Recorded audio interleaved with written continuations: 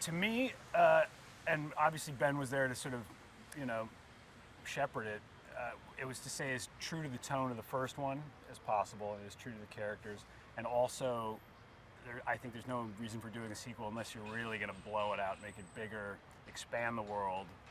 You know, there was at one point a discussion about maybe keeping it in New York, but then we were sort of like, well, we've done New York fashion, we've sort of shot out Soho, and you know, so let's go large or go home. So we went, let's go large or go Rome. They're being reborn into the world. Like Derek has been in reclusion, and Hansel has basically fallen off the face of the earth due to his handicap and his desire not to be seen anymore. And you know, fashion had spat them out, the fashion world, and so they're coming back into a world of hashtags and Twitters and technology and smartphones that they don't understand, and phablets, and yeah, it's a very the world is confusing enough for them anyway. So to come back into a world post Steve Jobs must be extra confusing for them.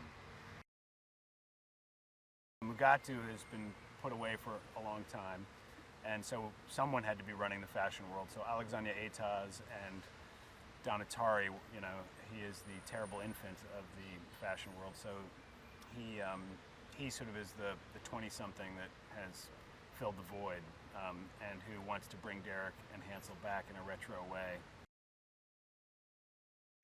I love the idea of just sort of this plastic surgery disaster who is just on the quest for eternal youth and beauty, and who's a completely powerful, you know, fashion magnate, and someone who's been so overly injected in Botox that she can barely talk and speak, and then has some bizarre Euro-Russian accent that is never quite defined.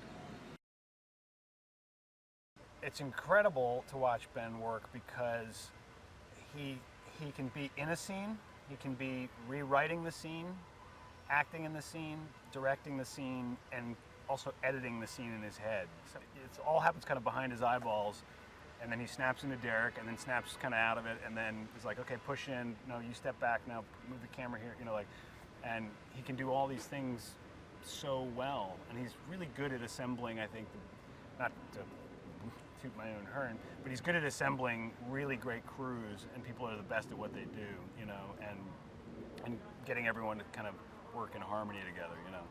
He's a fantastic director.